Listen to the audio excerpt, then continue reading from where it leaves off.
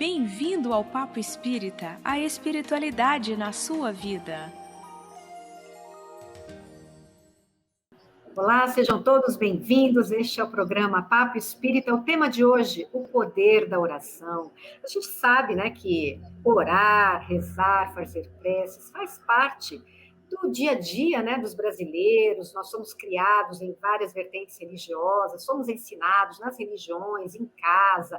Mas vamos conversar um pouquinho sobre qual é o contato que a gente tem com a espiritualidade no momento de uma prece. Como uma prece pode nos auxiliar? O que a gente pode esperar dessas orações? Então, para falar sobre esse tema, além de Miriam dos Anjos e Thelma Alves, nós convidamos Luciene de Paula Silveira Batista, palestrante e dirigente de grupo mediúnico lá na Comunhão Espírita de Brasília. Seja muito bem-vinda ao nosso programa, Luciene, tudo bem? Obrigada, Ana, tudo bem.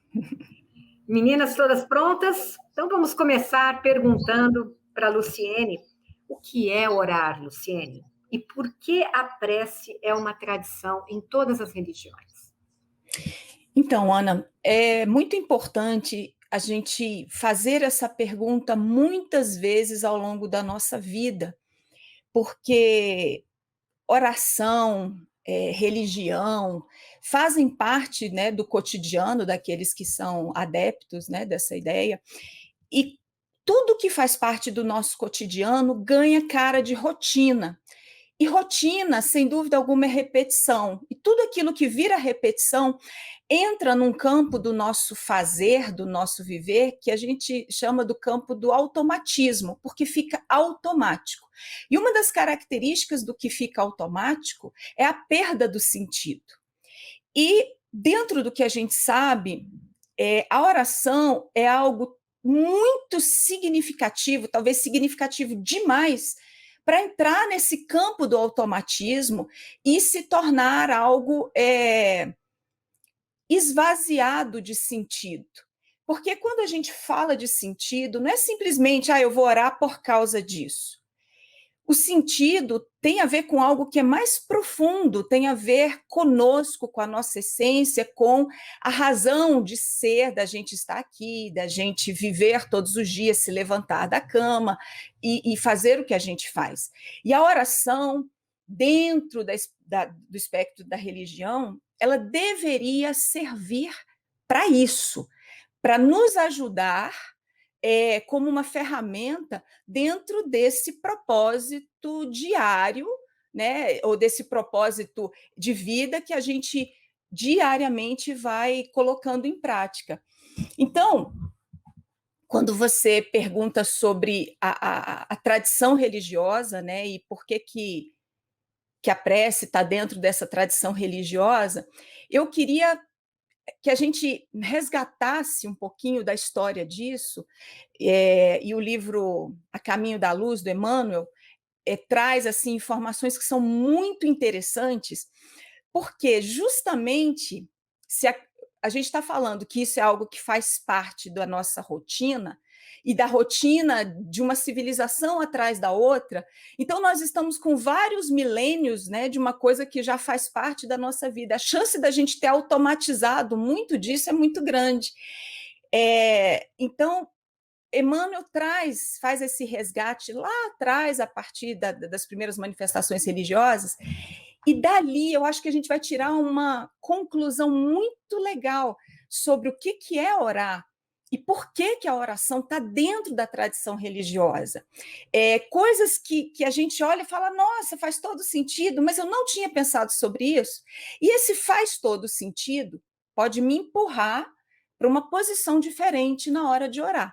Porque isso é o que eu acho que é o objetivo do nosso programa hoje, é levar cada um a refletir sobre o seu próprio hábito de orar. O que eu estou fazendo da minha oração? Como é que eu posso, então, orar e, dessa forma, aurir aquilo que seja a minha busca, né, e aquilo que eu estou querendo. E aí, Emmanuel fala da vinda dos capelinos para cá, em A Caminho da Luz, né? E o que os capelinos têm a ver com a gente, com a nossa religião e com essa história de oração? Mesmo antes deles chegarem, os povos primitivos, pré-históricos, já tinham um rudimento de religião. Mas, quando os capelinos vêm para cá, eles trazem a escrita. E quando você insere a escrita no nosso convívio, então o conhecimento espiritual ele entra numa nova era, porque aí você sai da tradição oral, porque antes tudo era oral, né? Vai contando para um, vai contando para outro. Quando você joga a escrita ali, então você eleva isso a outro patamar. Isso se perpetua, né, também, né? Isso se perpetua. Se perpetua, porque a tradição oral, a gente acha que ela vai morrendo com o tempo, ela morre como uma civilização, né? A escrita pode permanecer. De vez em quando a gente descobre que alguém achou ali alguma coisa, um documento, né, antigo, e aí você resgata ali alguma coisa. E aí... Luciene, pode falar, Miriam. Posso resgatar antes que você já emende, né? Mais adiante, que eu quero voltar um pouquinho atrás, quando você falou de antigamente, né? Eu comecei a me lembrar como é que a religiosidade já faz parte do nosso cotidiano humano, né? E aí a gente vê assim que à medida em que a gente se relacionava com a natureza, então chovia, era colheita, a gente trouxe um automatismo de pedir sempre, né? Então, porque precisa da colheita, porque precisa da saúde, porque precisa vencer uma determinada guerra, né? E essa nossa relação com Deus, que eu acho importante da gente estar nessa sua proposta de resgatar o entendimento que é a prece, porque nesse automatismo parece que Deus é algo muito distante, e ele está ali só para que eu possa pedir em benefício dos meus interesses, né? E isso talvez permeie uma coisa importante que é nossa relação com Deus, porque enquanto essa relação não está muito bem entendida e definida, se ele é um todo-poderoso que eu posso só pedir, ou se ele é um ser bondoso que me compreende, se ele é um pai, né? E como pai ele precisa me educar, então a minha relação com ele é de filho, é uma outra relação, que isso vai enriquecendo essa parte da gente compreender o que você está trazendo também. Era isso que eu queria só estar dando uma resposta. Miriam, sem dúvida, porque assim, são coisas que estão completamente conectadas, porque aquilo que eu manifesto no meu hábito de orar, ele depende de como eu vejo esse Deus, do que esse Deus representa para mim ou para minha vida, o que eu espero dele, qual é a minha relação com ele, né?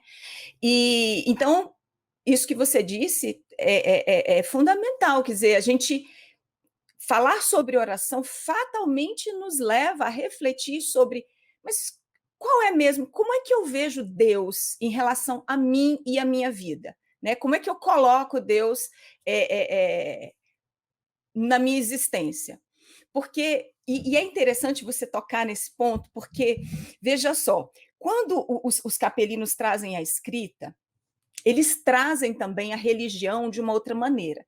Você falou desses rudimentos de relação com Deus, que faz parte principalmente da época das civilizações pré-históricas, que tem a ver com a natureza. Poxa, se não sou eu que estou fazendo a chuva, está lá o pré-histórico pensando, né? Alguma coisa fez chover. De repente vem uma diversidade e todas as folhas secam, acabou, não tem mais comida, as árvores não têm. Então, assim, a gente foi entendendo essa sensação nossa meio de estamos à mercê de algo, e é claro que ali vai se criando uma relação, né, com essa coisa transcendente que está fora do meu alcance, não está dentro do meu controle, né? E vai, então, tentando, de alguma forma, se colocar nessa posição de, pera lá, mas como que me ajude aqui, o que vai me favorecer aqui, como que eu faço, e criando, talvez, até uma noção um pouco mais de respeito, né? Porque você, diante quando você experimenta a escassez. Hoje a gente tem 1000 recursos, né? 1000 recursos de tudo. Mas a gente está pensando numa época em que não se tinha nada e a inteligência estava ali em rudimentos. Então, você, nessa condição, acho que a gente experimenta a prosperidade e a escassez de uma forma muito mais intensa, porque você sabe assim, enquanto tiver bom tempo, eu vou poder comer, mas quando chegar o mau tempo, isso não vai me favorecer aqui. Essa planta, ela tem um tempo certo para produzir algo para mim. Então, dali a gente vai experimentando, eu acho, mais gratidão, né? Mais respeito, mais reverência para essa natureza que, por trás dela, é que acho que estavam essas primeiras ideias da presença divina na nossa vida, como você bem lembrou. Só que quando os capelinos chegam, a gente sabe que eles já chegam num ponto de evolução diferente, muito mais avançado, né? E uma das contribuições da presença deles no orbe terrestre seria dar uma impulsionada, né, na evolução do ser humano, mas eles vêm numa condição muito difícil.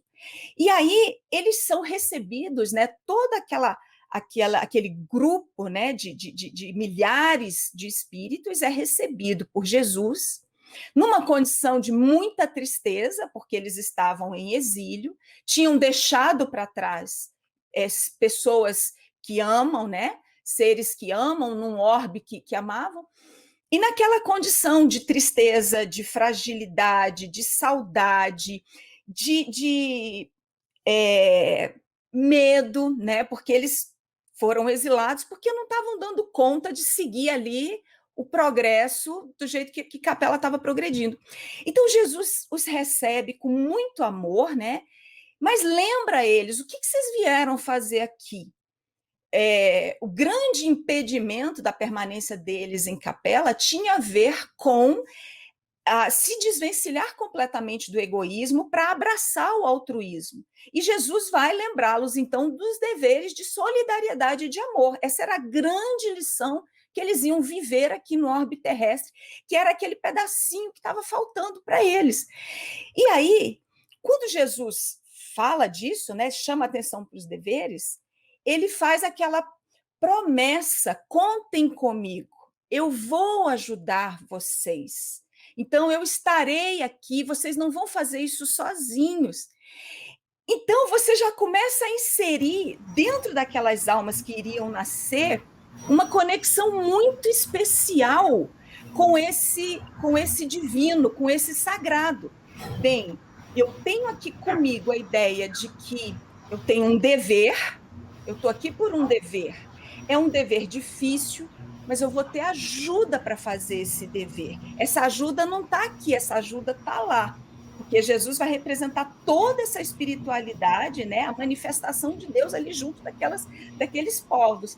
Então, a fala de Jesus enche esses espíritos de alegria, de esperança, e, claro, ali ele vai nutrir a fé. Porque ali ele vai nutrir aquela crença de que algo além do que se vê aqui nesse mundo, que se pode pegar, está por trás aqui, de mão dada comigo, e está me prometendo: não se preocupe, eu vou estar do seu lado. É difícil, é um dever, é uma coisa que a gente faz com aquele senso de persistência, né, de força, de determinação, mas não faz sozinho. Então, conta comigo que eu estou aqui. Isso está lá atrás. É interessante, posso interromper só um pouquinho, Luciene? Essa tua fala é bacana porque ela dá uma ideia da origem dessa nossa conexão, né? Por que a gente intuitivamente traz essa conexão com o alto? A gente até olha para o alto, né? Fala que está no céu, no outro plano, mas é bacana você dar essa explicação. Agora, eu queria passar para uma questão que a gente criou, né? A gente como humanidade, porque somos hoje quem éramos no passado, né? Rituais para travar esse contato. E também colocamos pessoas que representariam a espiritualidade, Deus, algo que está além da nossa concepção, né, material, para fazer esse intermédio. Daí a gente começou a fazer preces como rituais, a gente tem orações em que a gente recita, e às vezes a gente não entra em contato com esse âmago da prece, né? Já a doutrina espírita, ela ensina a gente a fazer uma prece de outro jeito, né? Da gente fazer uma conversa. Eu queria que você falasse sobre como a doutrina espírita vê a oração. Então, você tocou num ponto que é a chave para mim de toda essa temática. Você falou, é isso que você trouxe, mostrou como a gente intuitivamente faz essa conexão. E o grande problema que eu vejo é que a gente foi se civilizando e se racionalizando. E onde a razão comanda, a intuição silencia. E Deus está no campo da intuição, no campo do intuitivo. E aí o que acontece? Entram porque se religião tem a ver com Deus, né, e a gente já entendeu por que a manifestação religiosa, no fundo, nos leva para essa ideia de Deus, e como Deus não está aqui na minha frente para eu fazer alguma coisa direta com ele, eu tenho que desenvolver mecanismos de me conectar com ele, de me relacionar com ele. E a gente desenvolveu vários e desenvolve vários, né? A gente tem ao longo de toda a nossa história, então, aqueles hábitos mesmo, como você falou, de rituais, de sacrifícios e tudo mais, e a oração é um desses elementos de conexão, porque a caridade, o trabalho, tudo pode ser uma conexão com Deus, como a Miriam lembrou. Se Deus está o tempo todo aqui presente na minha vida, tudo que eu faço é uma relação minha com Ele, quando eu vejo Deus como esse criador de tudo. Mas formalmente, vamos dizer assim, a gente tem na oração um instrumento de conexão com esse divino, com esse sagrado. E o problema é que, apesar de nos esclarecerem, nos orientarem, a gente, às vezes, entra no hábito e na rotina e cai nas coisas vazias. Dentro do espiritismo, a oração é colocada resgatando exatamente essa ideia inicial de conexão com o alto por essa busca de amparo em todos os sentidos, né? A oração é porque a gente, dentro da doutrina espírita, a gente compreende que Deus se manifesta à nossa volta de todas as formas, mas a gente tem ao nosso redor muitas almas que nos amam e que dedicam a sua existência ali no mundo espiritual a nos ajudar e a promover o bem. E elas estão ali sempre à disposição e sempre trabalhando em favor da humanidade.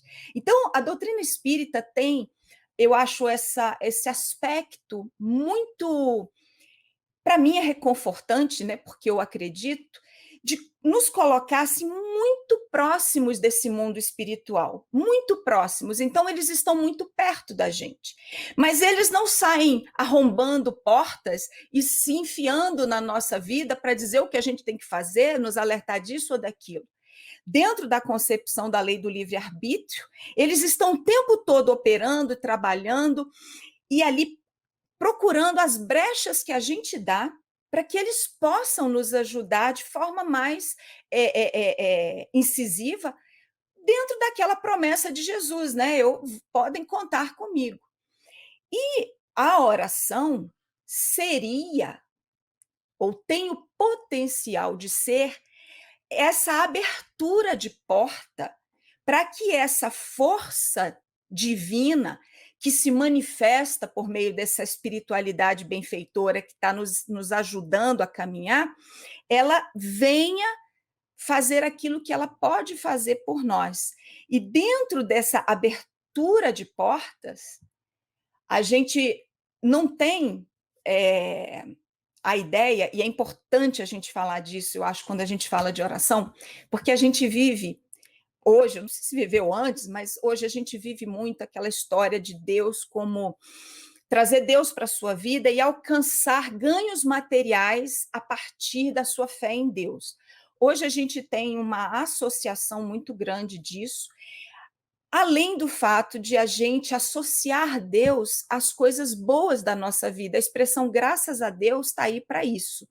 Sempre que você usa a expressão graças a Deus, ela está dentro de um contexto de uma coisa boa que te aconteceu, de uma coisa que você esperava, de uma coisa que te trouxe alegria, alívio, satisfação, mas enfim, era o que eu desejava. Aí a gente joga o graças a Deus foi assim.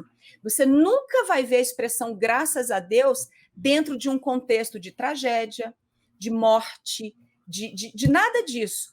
Porque a gente ainda tem essa associação de que se foi bom e aconteceu, ai, graças a Deus. Mas se não aconteceu, não foi graças a Deus também? Intelectualmente, a gente sabe que foi. Mas no sentimento é difícil. Então, aí a gente entra com aqueles discursos. Não, mas Deus sabe o que faz, é a vontade dele, mas dá aquele coraçãozinho apertado. A gente não aceita muito, né? Não comemora, não comemora. A gente não comemora. Até estou lembrando o Pai Nosso, né? Que é a oração que Jesus nos fala, nos ensinou. Porque está assim, Pai Nosso que está no céu, seja feita a tua vontade, não a nossa vontade. Então, isso é muito importante, porque a gente vai aprendendo a saber o que é bom para nós, né? Aquela coisa, graças a Deus eu estou passando por isso, graças a Deus eu estou passando por essa dificuldade, porque, às vezes, na dificuldade, é o momento que a gente mais se liga ao Pai, né? Porque eu sempre coloco aqui, quando a gente está bem, nem às vezes dorme, nem faz uma oração. Então, quando a gente está com dificuldade, ora lavando louça, ora acordando, ora dormindo, fica com hora 24 horas por dia. E é isso. E às vezes, na dificuldade, eu acho que a oração do Pai Nosso, essa que Jesus nos ensinou, é a que mais, assim, a que mais nos ensina, é a que mais a gente se agarra, né? A esse processo de orar. Eu queria que você falasse um pouquinho sobre essa oração que Jesus nos ensinou. Antes eu posso interromper? Virtualmente é ruim, né? Que a gente interrompe demais. Olha, não se desculpem por interromper. Numa conversa não tem interrupção. Numa conversa cada um fala. Então, vamos conversar, fica à vontade. Não, eu queria resgatar o que você estava comentando, porque me lembrei muito do livro do Hamed, que ele fala sobre religião e religiosidade, né? Então, que religião é uma prática que a gente adotou A, B, C, D, né? De que nos leva a um caminho de identidade com Deus, né? De aproximação, de comunicação. E que religiosidade não está necessariamente ligada a uma religião, né? Mas ela está ligada à minha condição interna de comunicar com esse Pai. Eu me lembrei disso quando estava falando do ritual, e me lembrei também acho que é o Livro dos Espíritos, na Lei da Adoração, né? Que é a primeira lei da natureza, ou lei divina. Ele vai dizer que essas adorações externas, né, rituais e tudo mais, eles também têm sua finalidade, e a finalidade é para que aqueles que a praticam deem bom exemplo. E aí me lembra de uma coerência, não interessa se eu estou na religião A, B ou C, né, que me ensina a prostrar-me ou a me comunicar com Deus de determinada forma, desde que eu entenda qual é o propósito de Deus na minha vida, né? E isso permeia qualquer um, né? Então, alcançar bens materiais, sei lá, eu acho que pode ser, de alcançar uma plenitude de inteireza comigo mesmo, também pode ser. Só que conforme a gente vai amadurecendo, como você disse, Luciene, a gente vai usando a razão, vai trazendo conhecimento, né? Nós vamos vendo que há um propósito maior dessa comunicação, porque Deus está presente em tudo que nos rodeia, e que o sentimento de adoração é inato a nós, queiramos ou não, pratiquemos ou não uma determinada religião, mas a religiosidade está em nós. E nessa questão da religiosidade, a gente fica muito preso, estou falando por mim, tá bem, meninas? Do que eu observo. Fica muito preso à prece, a orar, a uma atitude de verbalizar. né? Verbalizar a prece, de verbalizar. E aí a gente se perde, quando a Thelma trouxe importante aqui, que eu vou dar o espaço depois, do Pai Nosso. É uma prece que Jesus nos trouxe e que às vezes a gente faz mecanicamente, automaticamente, sem refletir sobre o que ele está dizendo. E aí a gente pensa que orar a Deus é isso, é uma prece que a gente decorou. Mesmo uma prece voluntária, né, que nós espíritas prezamos pela a prece voluntária, mas às vezes eu estou falando e meu pensamento, meu sentimento está lá longe, né? Então, essa questão de estarmos conectados com aquilo que nós estamos falando, porque prece não é só isso, né, meninas? A gente vai ver que eu oro principalmente através das minhas atitudes. Porque se a gente aprende que orar é mentalizar, né, estar conectado com Deus mentalmente, por pensamento, a gente sabe o nosso funcionamento humano. Sentimos, elaboramos esse sentimento num pensamento, e esse pensamento a gente age. Então, é muito difícil, às vezes, a gente entender que há necessidade de uma coerência entre aquilo que hoje eu já entendo de Deus, aquilo que a minha religião, por exemplo, me diz, né, que eu deva ser, não deva ser. Às vezes eu sou no meu ambiente institucional religioso e não sou no meu trabalho, não sou na minha família. Essa coerência é importante. Então, quando vem dizendo do Pai Nosso, né, Thelma, a gente pode estar rezando o Pai Nosso, não verbalizando, mas a gente pode estar rezando o Pai Nosso quando eu estou preocupado no bem-estar do outro, quando eu estou me auto-examinando minhas atitudes, né? Então, penso que a coisa corre também por aí, né? Eu vou deixar vocês conversando também. Quando eu estou aceitando a vontade de Deus, que não é a minha, né? Pode continuar aí, Luciene. Principalmente, né? É porque o graças a Deus é sempre quando a vontade dele bate com a minha, aí é graças a Deus, mas quando não bate, aí a gente está com um nó para resolver, né? Assim, a gente sempre tem um nó para resolver. E assim, a Thelma tocou no Pai Nosso, né? Então, quando os discípulos dizem, Senhor, como é que a gente pode orar, né? E Jesus sugere o Pai Nosso, ele está sugerindo um encadeamento de ideias sobre as quais a gente deveria pensar. Mas a tradição cristã não fez isso com o Pai Nosso. A tradição cristã fez do Pai Nosso um ritual, que tanto é ritual, experimenta fazer um Pai Nosso em público, por exemplo, num velório. Tem uma cadência, um ritmo. Uma vez, algum tempo atrás, eu dava aula e aconteceu de um professor ter um ataque cardíaco durante a aula. E era uma igreja, uma escola católica, os meninos ficaram muito abalados, né? E a escola toda parou para vir SAMU, para pegar o professor, e os meninos estavam muito angustiados. E aí eu falei, meninos, vocês querem fazer uma oração para vocês se acalmarem, pelo professor e tal, não sei o quê. Ai, professor, vamos fazer um Pai Nosso? Vamos fazer um Pai Nosso. E eu fui conduzir o Pai Nosso. E quando terminou, tal, ali conversamos, um aluno chegou e disse, professora, você não é católica não, né? Aí eu falei, não. Por quê? Disse, não, só pelo seu Pai Nosso a gente já sabe. Sem nenhuma ofensa ao catolicismo, né? A gente deve à Igreja Católica a nossa própria história, todos nós devemos ter passado muito pelo catolicismo. A referência que eu estou fazendo é que, dentro da tradição cristã, essa prece que Jesus nos trouxe, ela sobreviveu mais como palavra, como discurso, do que como reflexão e meditação. Talvez por uma coisa muito sutil, mas determinante na nossa vida, porque olha que coisa interessante. Bom, a gente viu lá atrás, né? O sentimento da religião, a devoção chega com força, né? Com os capelinos. A tradição religiosa mais antiga que a gente tem é a indiana, né? São os hindus, é o hinduísmo. Emmanuel fala que aquela conversa de Jesus com os capelinos ficou registrada nos Vedas, né, que são aquelas escrituras. E nos Vedas você tem aquela que é considerada a oração universal, que é o Gayatri.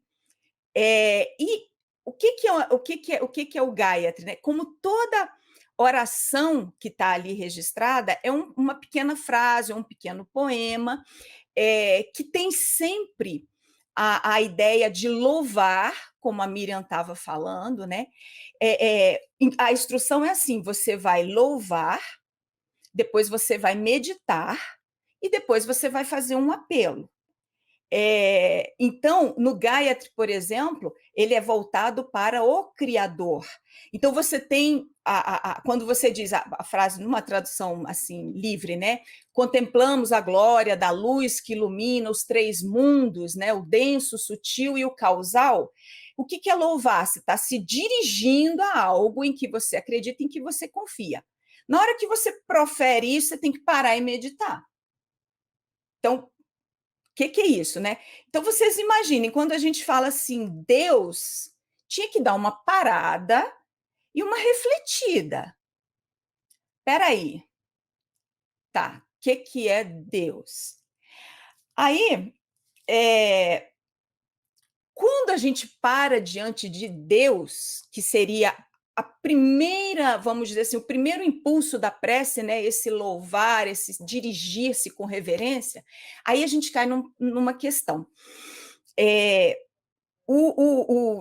A origem da palavra religião tem uma origem para um lado e para o outro. Dentro da religião grega, que era muito ritualística, era politeísta, mas você tem o oratio, que é a oração, né, como um ritual de reverência mesmo, né, de respeito e escrúpulo aos deuses. Então, eles faziam aqueles rituais com muita seriedade, com muita devoção, porque eles entendiam Deus a partir daquilo que né, na etimologia é o relegere. Quando isso vem para o Roma, quando isso vem para o cristianismo, né, que a gente entra no latim, né, dos romanos. Desculpa, a gente falei dos gregos, mas eu estou falando dos romanos também na cultura politeísta, né? Do orátil deles lá naquela cultura dos vários deuses que eles herdaram da tradição grega, mas também os romanos, né? A gente tem a mitologia romana também. Quando você vem para o cristianismo, assim, começa a vir uma ideia de religare, né? Religião como vindo de religare. Ai, Luciane, mas o que é isso? É só etimologia, não é nada? Parece que não é nada, gente, mas etimologia é tudo. Porque eu emprego uma palavra que naquele momento tem sentido. E religare, qual era o sentido de religare? Já vem de religar.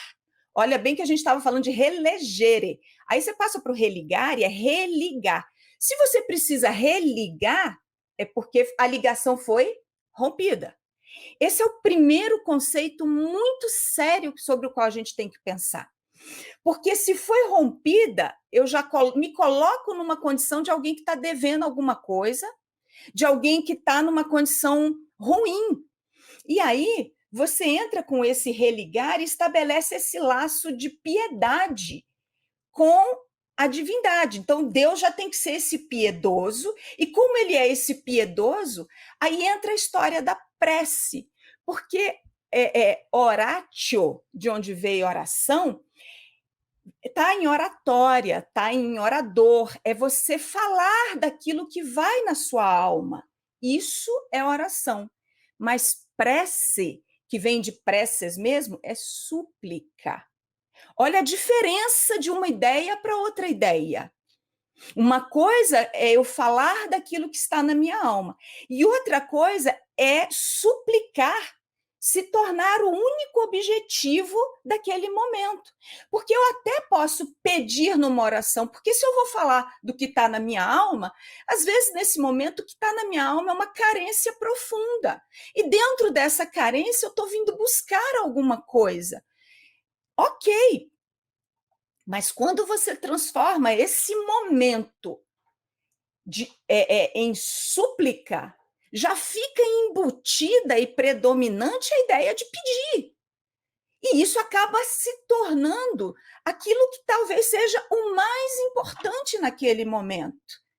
E se você vai lá no Pai Nosso, até você chegar a uma petição mesmo, Jesus traz tantas ideias, porque só lá no final ele vai falar: dá-nos hoje o pão, né? Perdoa. Está lá no final da prece.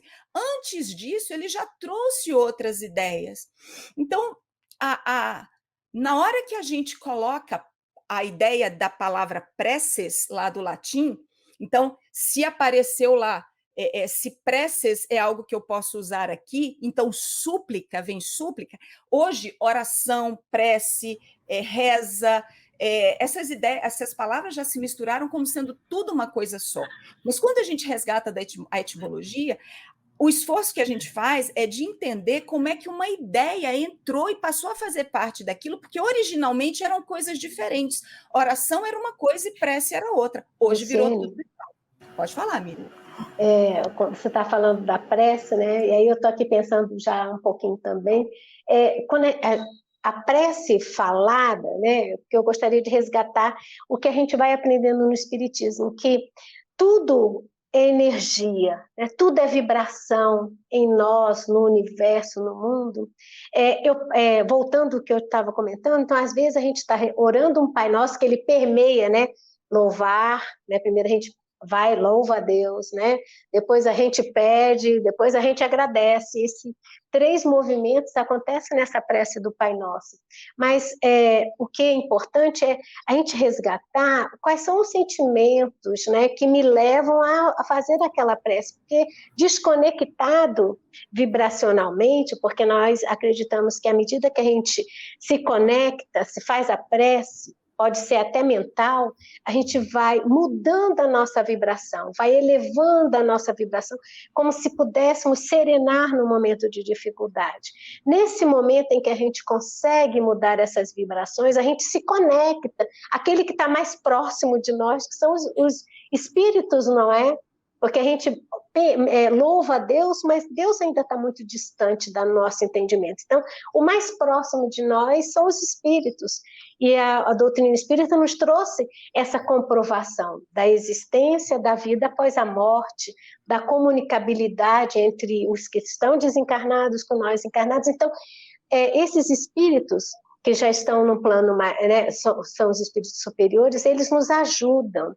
E eu achei tão interessante no Evangelho, porque eu nunca mais esqueci quando li, que ele fala da prece, que ele vai dizendo que, por mais que a gente peça que as nossas preces sejam, que a nossa vontade seja aceita, né, que a gente saia daquela dificuldade, obtenha uma determinada cura de uma doença, ela poderá ou não ocorrer pela vontade de Deus, mas aquilo que está prescrito, imutavelmente, nem Deus vai mudar, mas a prece vai nos dar, né, coragem, resignação, e os espíritos, né, vão nos intuir a encontrarmos por nós mesmos os caminhos para resolver. Então, acho interessante que a prece faz isso, faz com que eu acerene o coração para um momento vibracional melhor, que me conecte com a espiritualidade, para que, intuída por essa espiritualidade,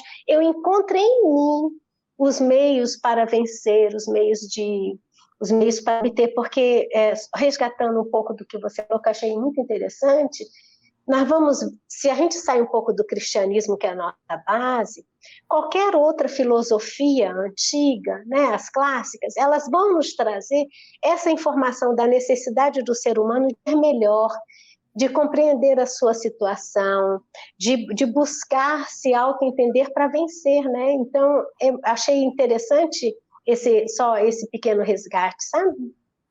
E só uma coisinha, Luciene, porque a gente está caminhando aqui para o final do programa, então eu queria já preparar aqui para a sua mensagem final, então eu queria pegar o que a Miriam falou e acrescentar uma coisa, da importância do nosso protagonismo, na hora em que a gente faz essa prece, no sentido de nos conectarmos, né, vibracionalmente, e estarmos abertos para aquilo que pode chegar como amparo para nós, né, do mundo espiritual. Afinal de contas, a gente faz a prece entendendo que existe algo além daquilo que eu enxergo, né? Então, muita gente pede para fazer prece por ela, né? A pessoa não se sente capaz, talvez, de fazer essa conexão e pede lá, vou pedir para a Ana, que está lá na comunhão, fazer uma prece, colocar o meu nome na prece. Então, acho importante a gente deixar aqui também a importância de que a gente deve buscar também essa conexão de alguma forma e não somente delegar. Porém, também tem aquele aspecto de que muitas pessoas intercedendo, talvez vibrando em nome de alguém, também isso chega de alguma forma, né, lá no mundo espiritual. Então, para a gente que está encerrando aqui já por conta do tempo, né, o nosso programa, eu queria, Luciene, que você falasse para nós sobre o que a prece pode nos trazer de benefícios, a importância da gente fazer esse exercício de pararmos, de nos conectarmos, de entendermos melhor como atingir esse transcendente que a gente muitas vezes desconhece, mesmo para aquelas pessoas que não têm uma religião, que não estão dentro de uma casa religiosa, mas que estão aqui nos ouvindo porque se interessam por esse tema e querem, de repente, introduzir essa conexão na vida delas. Então, isso que você está me pedindo, né, para abordar, complementa também a ideia que a Miriam trouxe, porque eu não consigo nada disso que a Miriam disse se eu estiver focado ou focada em mim e nas minhas necessidades, na minha maneira de ver as coisas, nos meus desejos, na forma como eu entendo a vida, na forma como eu concebo que as coisas sejam boas. Então, quando a gente se dispõe a fazer uma oração, nem sempre a gente se dispõe a sair dessa perspectiva individual e já determinada que a gente tem. E aí o que acontece? Se eu não saio de mim, eu não abro caminho para sentir o que está à minha volta. Então, em vez de a prece se tornar uma expansão do meu ser para interação com as forças que agem ao meu redor, a oração se torna uma clausura mais intensa. É muito comum a gente escutar uma pessoa dizer, nossa, eu desesperada, rezo, mas quanto mais eu rezo, mais aflita eu fico. A oração, o pessoal fala, hora que você vai se sentir calmo, e eu não me acalmo, porque nós ainda não temos o hábito e o aprendizado e a conquista de eu estou no meio de um furacão, a minha vida está virada do avesso aqui, eu sinto que eu estou abalada e eu preciso buscar um solo firme para botar o meu pé. Então, a primeira coisa que eu tenho que fazer é me desligar dessa tempestade na qual eu estou inserida. É como se você fosse buscar um abrigo mesmo. Então, você sai da tempestade e entra embaixo ali de uma cobertura. Como é que a gente faz isso internamente? Olha a dificuldade. Como é que eu silencio o desespero? Como é que eu acalmo a minha mente para ela não ficar só pensando, nossa, tem que resolver isso, fulano, está acontecendo isso, eu preciso de ajuda, minha vida está complicada. A mente fica ali falando, e a gente vai alinhando a prece, meu Deus, eu estou aqui pedindo a sua ajuda, aí já vem aquela ideia, porque fulano está lá no hospital, na vida ou na morte. O senhor, por favor, é misericordioso, meu Deus, a qualquer hora ele pode morrer. O senhor, por favor, interaja. Bem feito hoje.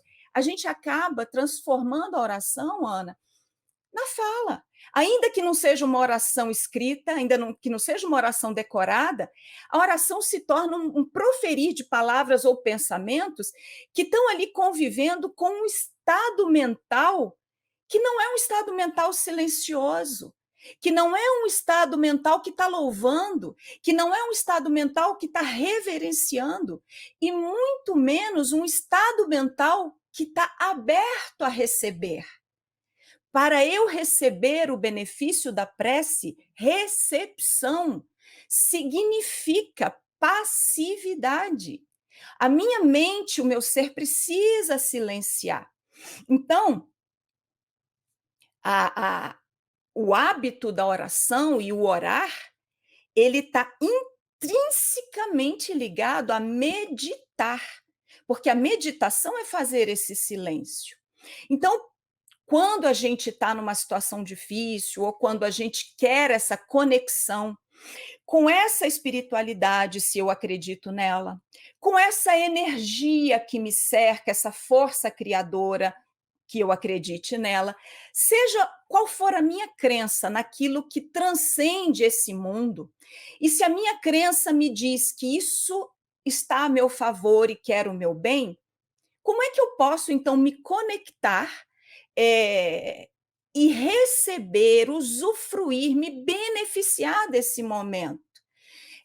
Então, é preciso, primeiro, que a gente tenha clareza desse movimento mental que a gente faz e de como ele atrapalha a nossa conexão. Por mais que eu queira, por mais que a situação esteja difícil, eu estou buscando a oração? Estou. Então, eu preciso começar a treinar, durante a minha oração, essa minha mente para ela aprender a silenciar. Porque Deus fala comigo, com todos nós, essas energias, essas forças, essas vibrações, nos impactam diretamente, não pela mente, não pela razão, mas pela intuição. E pela intuição, na recepção do coração, do aspecto do sentimento, eu vou experimentar calma, eu vou experimentar esperança, eu vou experimentar resignação, confiança. Então, assim, para a gente fechar, é um assunto muito aberto, muito amplo, a gente fala muito tempo sobre isso, e hoje acho que o nosso propósito não era esgotar esse assunto de forma alguma, né? Era abordar várias nuances dele, mas como a Ana deixa esse pedido, né, de que a gente possa fechar isso com uma recomendação, uma ideia, uma palavra, eu acho importante que a gente, então, tanto para nós quanto para todos aqueles que nos ouviram e que estão com a gente comece a repensar a oração. E a Thelma trouxe o Pai Nosso. Para quem é cristão, dá para partir por aquilo ali, dá. Então, e se a gente começar a meditar sobre uma frase do Pai Nosso de cada vez, um dia, outro dia, ou ficar, por exemplo, eu vou pegar Pai Nosso e vou proferir mentalmente Pai Nosso que está nos céus, e começar a pensar o que aquilo quer dizer para mim. Para todos nós que buscamos um auxílio fora desse mundo, a oração sempre é um canal. A questão é o quanto a gente pode absorver desse canal. Que nós possamos, nas nossas orações, compreender essa necessidade de silenciar os desejos, silenciar as verdades estabelecidas, silenciar o burburinho, a dificuldade da vida, e entender que a gente está indo a uma fonte de recursos.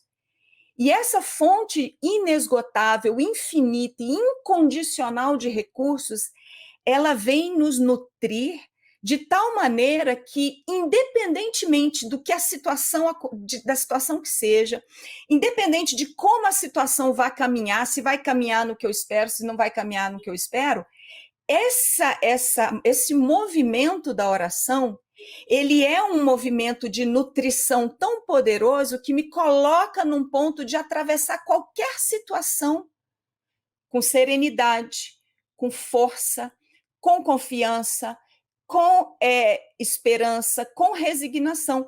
Porque, ao final, gente, nós não estamos aqui nem para negociar com Deus e nem para dizer a Deus o que deve acontecer ou não na nossa vida. E se nós não estamos aqui para isso, a prece não pode caminhar nessa direção. Então, a gente parte do pressuposto que a vontade não é minha e não é mesmo. O que a prece pode me fazer de melhor? Me tornar um ser poderoso, no sentido do poder que nós temos de alma, do poder de ser, para atravessar a situação, seja ela qual venha a ser.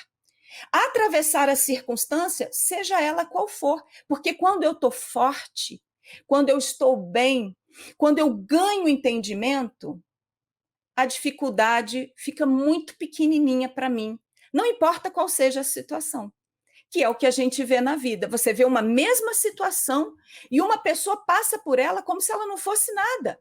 E a outra pessoa fica travada nela porque aquilo é o fim do mundo para ela. Então a gente vê que o problema nunca são as situações que a gente vive.